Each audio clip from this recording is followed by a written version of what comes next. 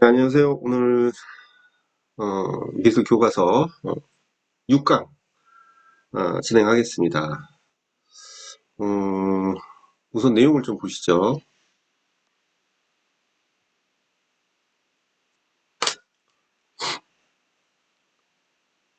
저번 시간에 이어서 하는 건데, 데코닝이 나와요. 데코닝 같은 경우는 추상 표현주의의 그 액션 페인팅, 그러니까 이게 행위적인 요소를 집중적으로 먼저 최초로 하는 사람이기도 합니다. 우리가 폴락만 많이 알고 있는데, 데코닝, 그리고 우리가 첫 번째로 우리가 이제 용어사전에서도 다뤘던 것 같은데, 우리가 추상표현주의에서의 그 형상이 제시되지 않고 그 물질성만으로도 우리가 이제는 그 작품으로서의 본질을 나타낸다라는 그런 그 폴록 작품에 대한 어떤 형식들 이런 것들이 주류를 이뤘죠. 그런데 이제는 데크닝 같은 경우는 형상이 있단 말이죠. 그래서 그 형상 자체가 있기 때문에 기존에 있던 그 추상표현주의 작가들과는 좀 달라요. 그 형상을 제시하고 있다라는 것 때문에. 그래서 이제 보시면은, 세계 2차 세계대전을 겪으면서 전쟁이나 이념, 문명에 대한 공포와 분노, 다시 말하면 배경이면서, 세계 2차 세계대전이 이제는 배경이죠.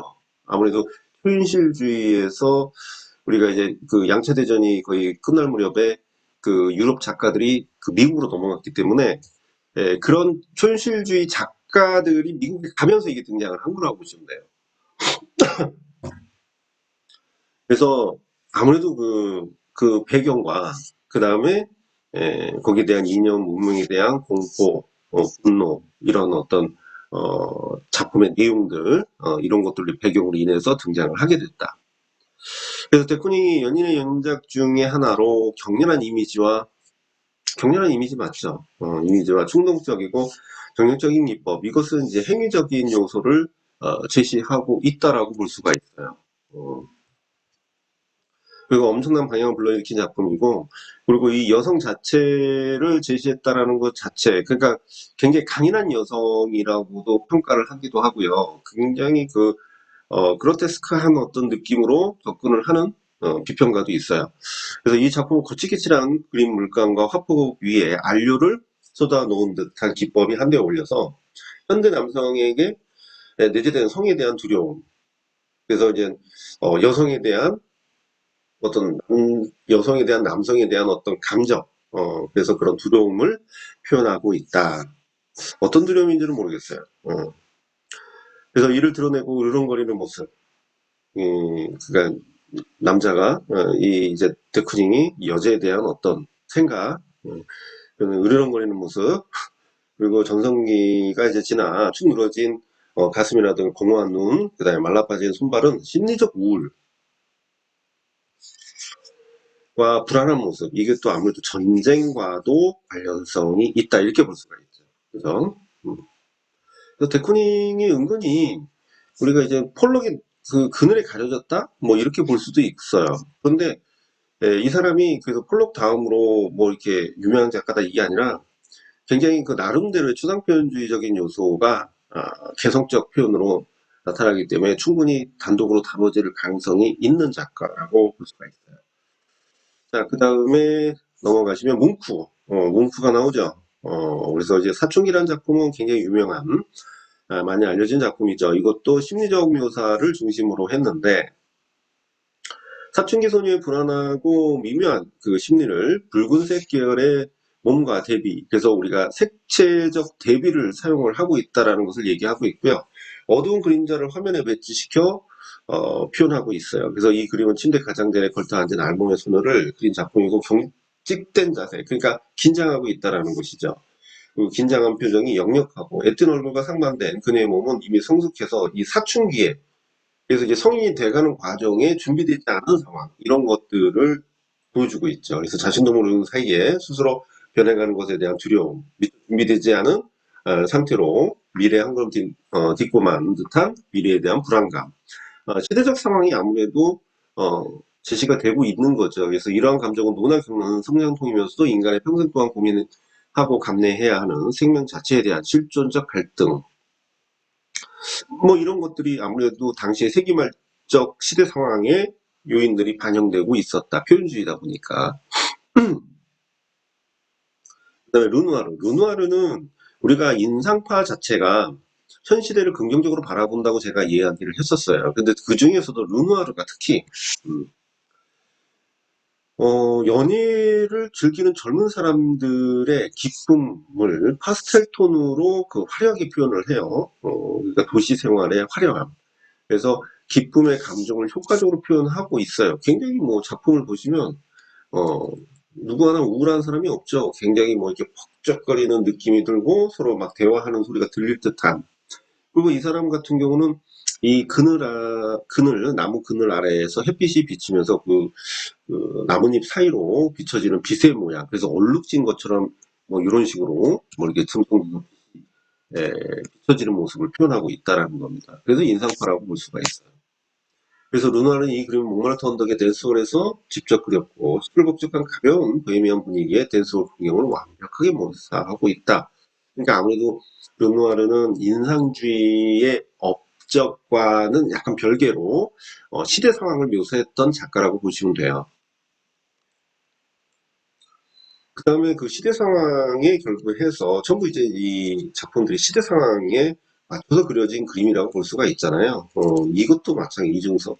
저는 개인적으로 이중섭의 작품을 보면 굉장히 마음이 아파요. 수업 때마다 얘기하는 건데, 이중섭이 좀, 우리가 흔히 흰소, 그 소의 우리나라의 민족성을 굉장히 잘 보여주는 작품으로 흰소 작품의 강인한 어떤 이런 것들을 상징하는 것이기 때문에 굉장히 어떤 강인한 어떤 그림이라고도 알 수도 있는데 이중섭의 대부분 그 주제가 가족입니다. 그래서 떠나보낸 가족을 그리워하고 결국은 잠깐 만나긴 하지만 가족과의 어떤 생활을 제대로 하지 못한다는 것이 좀 너무 아쉽죠. 길 떠나는 가족. 그림에서 어떻게 이런 감정이 불러일으켜지는지 정말 가족 간의 즐거운 한때를 표현해서 가족애를 표현한 작품인데요. 작품성에 따뜻한 남쪽 나라로 떠나는 이중섭의 가족의 모습이 기록되어 있어요. 소 달구지에 그 연인과 두 아이가 꽃을 뿌리고 비둘기를 날리며 앞에서 소를 모는 남정네가 감격에 겨워서 고개를 제끼고 하늘을 향하고 있다. 그 기쁨을 표현하는 것이죠. 하늘에는 한 가닥 구름이 그려져 있고 소를 모는 남정네는 작가 자신이 되겠죠. 소 달구지에 있는 여인과 두 아이는 부인과 아들임을 말할 수 있고 그래서 가족이라는 모티브를 참 많이 그렸다고 했었죠. 그래서 이중섭의 작품에서 자주 등장을 해요. 그래서 길 떠나는 가족은 이처럼 가족의 흥겨운 순간을 한순간을 포착한 작품인데 가족에 대한 글이에요. 그래서 이중섭 자체가 우리가 이제는 사실 이 사람 같은 경우 야수파적 표현주의적 작가라고 얘기를 합니다. 그래서 이제 표현주의적 특성도 있고 야수파적 필치. 그러니까 표현주의는 물론 이제 필치가 있긴 하지만 야수파적 필치까지는 나타나지 않잖아요. 그래서 이 두 가지 양식을 보여주는. 그래서 우리나라 35년에서 40년대 가면은 그때 이제는 표현주의적 성향과 야수파적 성향이 같이 보이는데 그때서야 비로소 우리가 이제 우리나라에서 시대 상황을 반영하는 작품들이 등장을 합니다. 그 년대에서. 그러다 보니까 그 작가 중에 이중섭이 들어가는 것이죠. 그래서 그런 표현 특징들, 그래서 거친 마테리얼이라든가 그 다음에 그 대상의 어떤 그 단순한 형상들, 뭐 이런 특성들이 그 아무래도 야수파적 필치의 특성을 보이고 있다고 얘기할 수가 있죠. 그 다음에 샤갈 작품이 있습니다. 샤갈 작품은 이 사람은 유파가 어디로 해당될까요? 샤갈은 사실은 어디 유파로 들어가기가 애매하기도 하고 설정이 뭐 설정이라고 하면 좀 그런가 어디에 들어가 있지가 않아요. 그러니까 샤갈은 에콜드 파리 작가 그러니까 에콜드 파리 그러니까 파리파라고 하는데 그 파리파라는 건 유파가 아니라 파리에서 그 작품을 했던 사람들을 이제 지칭하는 거란 말이죠. 그래서 에콜드 파리의 작가 이렇게 얘기를 하기도 하고 작품은 초현실주의적 작품이라고 얘기합니다. 초현실주의적 작품. 그래서 초현실주의는 아닌데 예, 작품 자체가 그렇다는 거예요. 이것도 약간 애틋해요. 샤갈은 1915년 벨라와 결혼을 했어요. 근데 그는 1909년에 벨라를 처음 만나자마자 사랑에 빠졌고 35년 후에 벨라가 병으로 샤갈보다 먼저 숨을 거둘 때까지 그의 사랑은 지속되었다. 그래서 자기가 사랑하는 여인과의 어떤 주제들이 상당히 많다라는 것이죠. 그래서 결혼을 앞둔 사랑의 기쁨을 그린 것이고요. 그래서 감미로운 빨간 바닥과 하얀 벽, 그다음에 유연한 인물의 선이 그 행복한 그런 샤갈의 심정을 잘 표현하고 있다는 거예요. 그래서 꽃을 든 여인은 벨라 로젠펠트고 남자는 샤갈 자신이고요. 그는 자신을 한 고개사로서 꽃다발을 가져온 소녀 벨라에게 하늘에서 날아온 듯 고개를 숙여 입맞추도록 불렸죠. 그러나 좀 더 부자연스럽지 않은 멋진 회화적 표현에 감정을 표현을 했다. 이렇게 보고 있어요. 자, 여기서도 있죠. 샤갈 작품이 이렇게 결혼 생활의 행복함, 얼마나 행복하면 이렇게 그랬을까요? 그럼 우리가 여러분들이 이걸 보시면서 눈치를 채셨는지 모르겠는데 지금 교과서 내용인데 표현 특징도 중요하지만 지금 이 교과서에서 나온 내용들이 이런 내용들이 전부 뭘 하냐면 시대적 상황 그리고 그 그림을 왜 그렸냐를 계속 이야기하고 있어요. 그러니까 우리가 교육과정 자체에서 맥락적 상황이라고 흔히 얘기하죠. 이제 그런 부분에 포커스를 맞춘다고 볼 수가 있습니다. 그래서 왜 기법이나 이런 거 이렇게 상세하게 더 뭐니까 더 중요한 게 있을 것 같은데 왜 그런 걸 안 줬고 왜 자꾸 주변 배경을 이야기하지라고 얘기할 수도 있는데 교과서 자체가 그래요. 그거는 이 교육과정상에서의 우리가 이것을 보는 이유도 그것 때문에 보는 거죠. 그러니까 우리가 이중섭을 보더라도 우리가 보통 이론 시간에서는 이런 내용은 별로 안 하거든요. 뭐 한가닥에 구름이 그려져 있고 소름을 남정내는 작가 자신이고 소달구지 위에 있는 여인은 두 아이는 부인과 아들이다. 뭐 이거는 별로 중요하지 않게 보죠. 이론 시간에는. 근데 교과서는 이것을 왜 얘기를 하고 있는가를 여러분들이 아셔야 돼요. 그리고 이번 시험도 그렇고 재작년 시험도 그렇고 맥락적 요소가 거론되고 있다라는 거. 그것 때문에 이렇게 보는 겁니다. 뭐 저라고 이거를 뭐 중요하다고 넣었다기보다는 여러분들한테 그런 그 교과서의 어떤 방향성을 이야기하고 있고 그 방향성이 결국 시험으로 나옵니다. 그죠? 그래서 샤갈도 마찬가지예요. 이거 뭐 샤갈도 맥락을 얘기하면 왜 이것을 무슨 주제로 그렇게 여기에 있는 이 많은 내용들이 전부 그 상황적 내용이잖아요. 그죠? 자, 그 다음에 카노바가 나왔어요. 이런 작품 제가 이제 뭐 이건 예전에 시험 문제도 냈었는데 아직 어, 시험 문제는 거론이 안 됐는데 조각사 입장에서는 충분히 나올 수 있어요. 어떤 관점이냐면 이 카노바 이 카노바가 보면 이 작품만 봐서는 모릅니다. 되게 어떤 역동적인 모습으로 보일 수도 있어요. 그죠? 근데 이 카노바가 어디에 해당되는 작가죠? 신고전주의에 들어가요. 신고전주의는 뭐냐면 기존의 낭만주의에서의 그 굉장히 그 자유분방한 요인들을 굉장히 경직성을 기반으로 해서 얘네들이 다시 고전을 갖고 온 거야. 그러니까 되게 자유분방하다라는 것을 좋게 얘기해서 얘기한 거고 굉장히 어떤 체계가 없다. 그래서 굉장히 그런 사회적인 요소나 이런 것들을 체계를 잡고자 하는 신고전주의의 어떤 역사적 이념적 요인들이 있었는데 이 작품에서는 그 회화 작품에서도 그런 게 보이지만 조각 작품에서도 고전주의적 조각의 형태, 그러니까 형식을 갖고 오게 됩니다. 그래서 쉽게 얘기하면 고전적 특성이라고 보시면 돼요. 그래서 이따가 좀 비교를 할 건데 카노바, 에로스와 푸시케 우선은 우리가 신화적인 내용 그게 실제로 고전이잖아요. 그래서 사랑의 신인 에로스 그리고 인간의 푸시케의 결합 그래서 정신적 사랑과 육체적 사랑을 결합으로 사랑은 정신적인 사랑과 육체적 사랑이 결합할 때만 완전한 사랑이 된다. 뭐 이거 뭐 본인들의 생각이죠. 뭐 어쨌든 음, 이것도 이제는 이 작품에 대한 어떤 특성보다는 이 신화적 내용이 주로 나와 있어요. 근데 그것을 여러분들이 간과하면 안 됩니다. 그리스 신화 중에 푸시케와 에로스의 입맞춤을 표현한 작품입니다. 그래서 카노바는 에로스의 입맞춤으로 잠이 깨어나는 푸시케의 모습을 다루었는데 어떻게 감적이면서도 한편으로는 투명한 우아함을 바라고 있는 그 이 걸작품은 시적인 색조와 신화 속의 형 이삭을 다시 생각하게 하는 것은 요 부분은 결국 고전주의적 특성이라는 뜻이에요. 그래서 고전주의다, 고전적 특성이 보인다.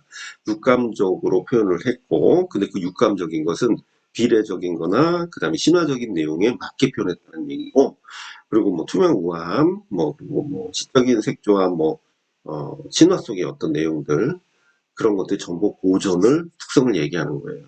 근데 순수함과 윤곽의 얽힘, 공간 내 형태들의 성숙함 등은 마치 한 송이 꽃의 개화를 연상하게 하며 이 모두는 사랑의 신성한 환경과 만나는 마술 같은 순간이다. 그런데 고전주의적 표현이에요. 우선 그렇게 봤을 때 이 작품 자체가 고전주의? 예, 이게 왜 고전주의인지 아닌 거랑 비교하면 딱 티가 납니다. 그죠? 아닌 거랑 하면 딱 티가 나요. 자, 요것도 카노바 거죠. 대리석을 쪼아서 제작한 조각 작품인데 인체 골격과 근육이 사실적으로 묘사돼서 이것도 고전주의 특성이죠. 비례, 사실적인 묘사, 자연주의적 특성. 인체가 가진 비례미와 나오죠. 비례미와 너무 역동적인 동세도 섬세하게 표현되는데 고전주의라고 해서 역동적인 모습이 없느냐? 있죠. 있는데 다만 비교를 할 때 예를 들어서 낭만주의랑 비교를 한다면 얘네들은 역동적으로 쓰면 안 돼요. 낭만주의가 역동적으로 가겠죠. 예를 들어서 우리가 이제 르네상스와 바로크를 비교할 때 르네상스 것도 역동적인 게 분명히 있어요. 있죠. 있는데도 불구하고 바로크랑 비교할 때는 역동적인 거는 아무래도 포커스가 바로크에 맞춰지게 되죠. 이제 그런 내용들이에요.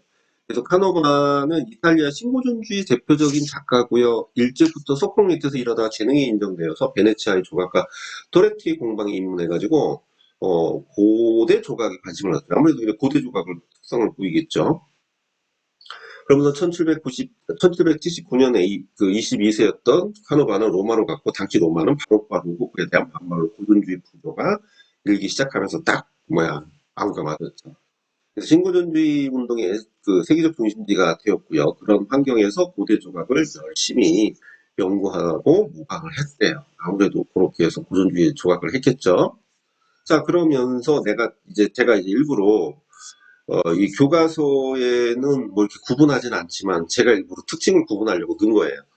그래서 낭만주의 조각 그 프랑스와 르드라 마르세즈라고 하는데 이 조각은 많이 보셨을 거예요. 보시면 우리가 아까 고전주의 조각과 신고전주의 조각과 이 조각과의 차이점 보시면 낭만주의입니다. 얘는 낭만주의 조각에도 신고전주의만큼이나 인물상들이 많이 제작됐는데 낭만주의자들의 인물상 역시 실제적인 것과 이상적인 것이 적절히 균형을 이루고 있어요.